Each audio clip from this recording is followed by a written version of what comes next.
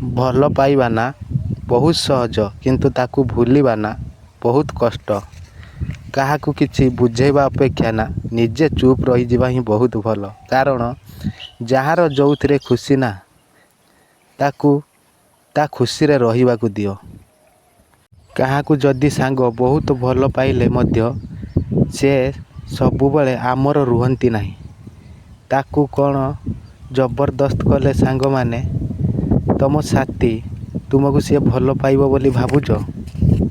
ଆଉ ଯିଏ ସତର ଭଲ ପାଇଥିବ ନା ତୁମକୁ ଅନ୍ତର ହୃଦୟ ଦେଇ, ସିଏ ଲକ୍ଷେ ବିପଦ ଆସୁ ଲକ୍ଷେ ବାଧା ଆସୁ ସିଏ ତୁମକୁ କେବେ ହେଲେ ହାତ ଛାଡ଼ି ଯିବ ନାହିଁ। ଆଉ ଯିଏ ତୁମକୁ ଟାଇମ୍ ପାସ୍ କରୁଥିବ ନା ତୁମେ ତା ଆଗରେ ଭିକ ମାଗିଲେ ବି ମାନୁଛି, ସିଏ ଟିକେ ସମୟ ତୁମକୁ ଦୟା ଦେଖେଇକି କଥା ହେବ କିନ୍ତୁ ତାର ସେଇ ଅନ୍ତରର ହୃଦୟରେ ହିଁ ଭଲ ପାଇବା କେବେ ବି ପାଇବନି ସାଙ୍ଗମାନେ। ଆଜିକାଲି ଦେଖିବେ ଭଲ ପାଇବା ତ ହେଉଛୁ ପାଗଳାମୀ।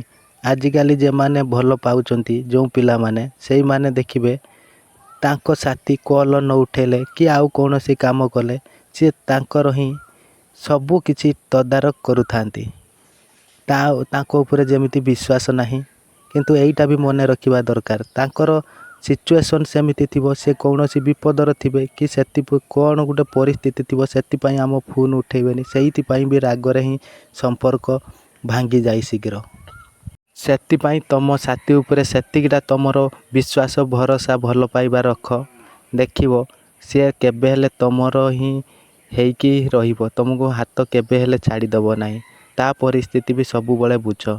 ଥରେ ଚାଲିଗଲେ ନା ଆଉ ଏତେ ଶୀଘ୍ର ଯୋଡ଼ି ହେଇପାରେ ନାହିଁ।